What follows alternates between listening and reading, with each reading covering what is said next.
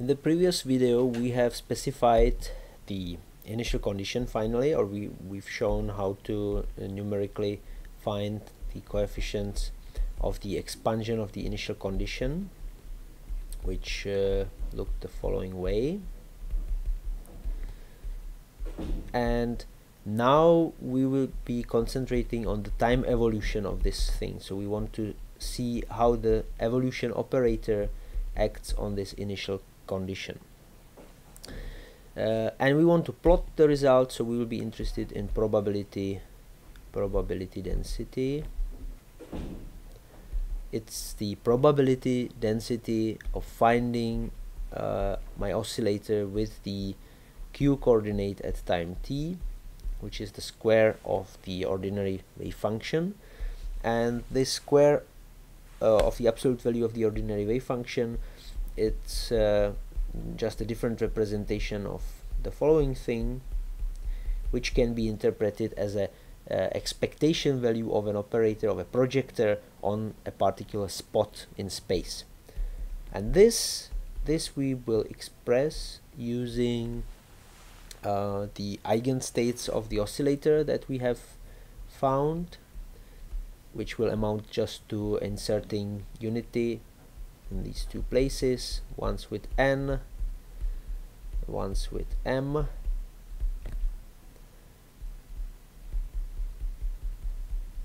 And this is yet again in some different representation. Maybe let's use a different color for this, sum over n m. So this is the coefficient of the wave function with the of the expansion to n, to the state n. So this is something which can be time dependent. Here we have the t, and it is complex conjugated to the normal definition.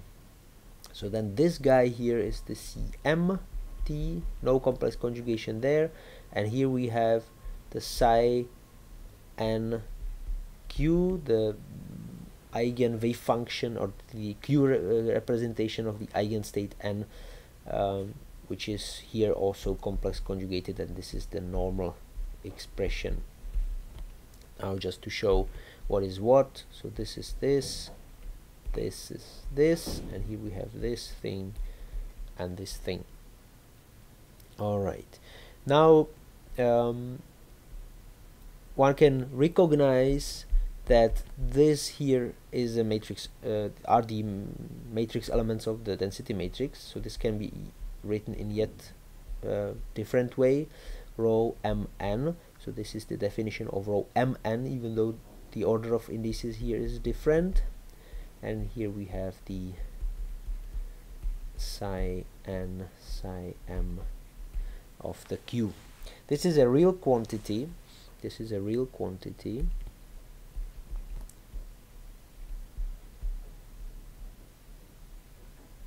And now I mean real in terms of mathematics. It's not complex, and it represents quite nicely the evolution of the probability density, quite nicely, because this density matrix here, we have discussed already its time evolution. Only the coherences for a closed system evolve, and the populations become they stay constant. That is always when we work with the energy eigenstates, that's what we do now. All right, so let's have a more close look at the result that we got.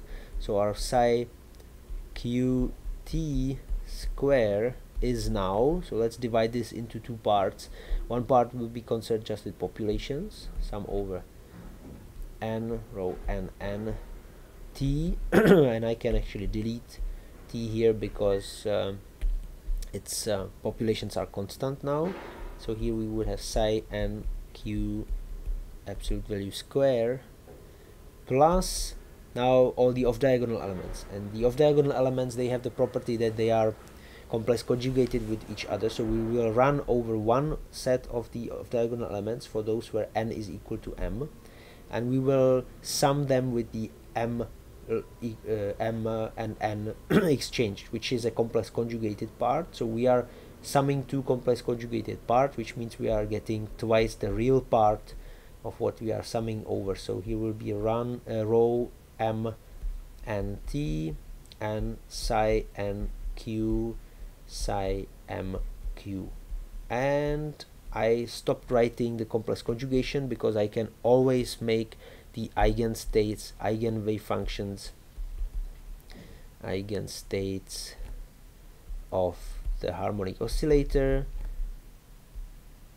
can be always represented by real wave functions.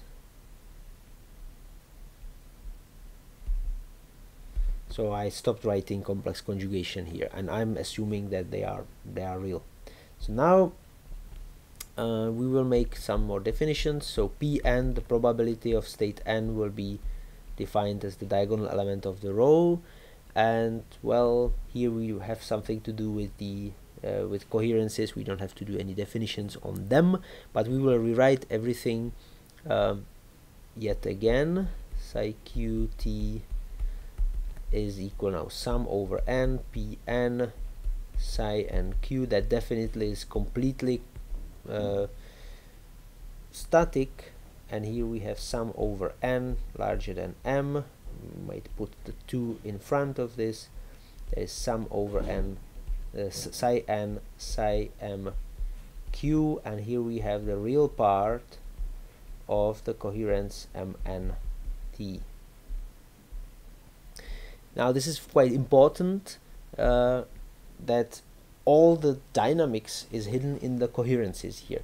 We know that this dynamics is very simply expressed by the initial condition, and here we have the exponential factor which comes with the difference of energies of the states m and n, t here, and this difference is just m minus n times the h bar omega. So I can write it as n m n e to the power minus I m minus n omega t. The h bars went away.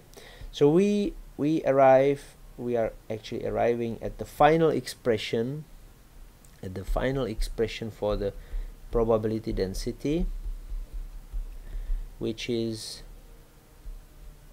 quite simple, and that is sum over n here, Pn, that's the constant part of it. Here we would have plus 2 sum n larger than m psi n q psi m q, and here I am going to have rho mn, which is something that can 0, which can be also real, and here we have cosine m minus n omega t. So that's the final result, and that final result actually is quite interesting. You know, all the evolution, we will see in the demonstration that this evolution is really a nice oscillation in space. All that evolution is hidden in coherences, in their oscillatory behavior. Nothing happens to the populations; they are still constant, and yet everything is nicely evolving in time.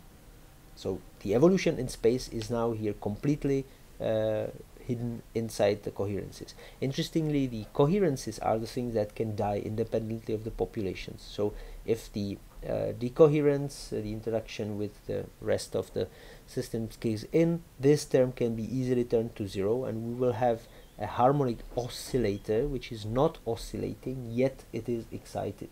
And that's quite important. You can have it excited to, I don't know, whatever level, but yet it can be completely devoid of the dynamics in space. Now, of course, friction is not going to only kill coherences, it's also going to introduce the dynamics in populations. But friction is something that comes only in open quantum systems, and when we get there, we will also discuss the open quantum oscillator.